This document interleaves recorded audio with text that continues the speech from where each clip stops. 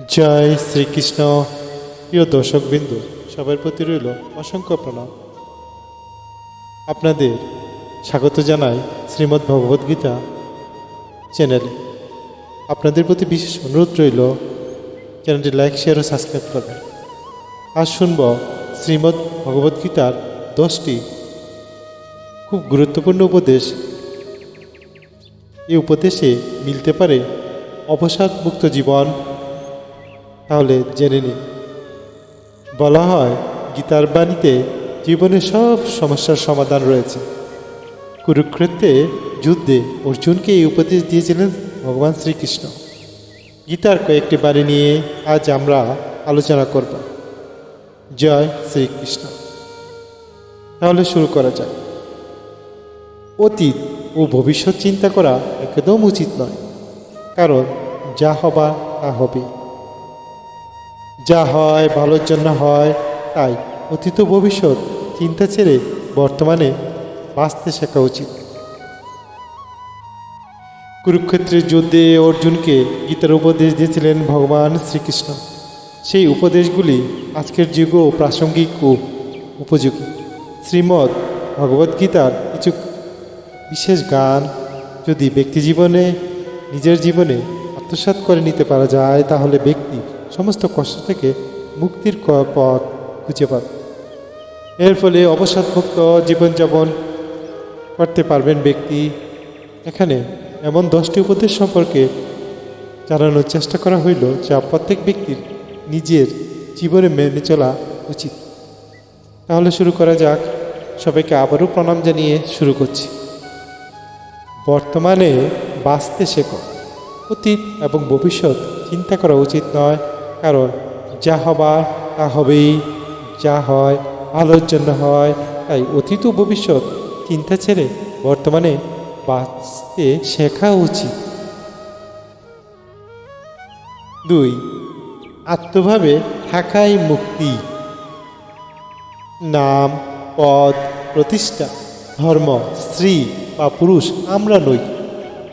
এই শরীরও আমাদের নয়। অগ্নি, জল, বায়ু, পৃথিবী, আকাশ দিয়ে এই শরীর নির্মিত। অবশেষে এই পঞ্চভূতি সেই সব বিলীন হবে, কিন্তু আত্মা স্থির। আমরা আত্মা কখনো মরে না। আত্মার জন্ম মৃত্যু হয় না। আত্মভাবে থাকাই মুক্তি। জয় শ্রীকৃষ্ণ। 3. সমস্ত কিছুই পৃথিবীর পরিবর্তনশীল। পরিবর্তন সংসারের নিয়ম। এখানে সমস্ত কিছু পরিবর্তনশীল, তাই সুখ দুঃখ, লাভ ক্ষতি, জয় পরাজয়, মান অপমান ইত্যাদির মধ্যে একটি স্থানে অবস্থিত থেকে জীবন উপভোগ করা উচিত সেই নিজের জীবনকে। রাগ শত্রু সমান। নিজের রাগ নিয়ন্ত্রণে রাখুন। রাগের ফলে ভ্রম সৃষ্টি হয়। সেই ভ্রম বুদ্ধিকে বিচলিত করে তোলে। এর ফলে বুদ্ধি নাশ হয়। ব্যক্তি পতনের দিকে অগ্রসর হতে শুরু করে। রাগ, কামনা, বাসনা ও ভয় এগুলি আমাদের শত্রু। ঈশ্বরের প্রতি সমর্পিত থাকুন। নিজেকে ঈশ্বরের চরণে নিবেদিত করে নাও।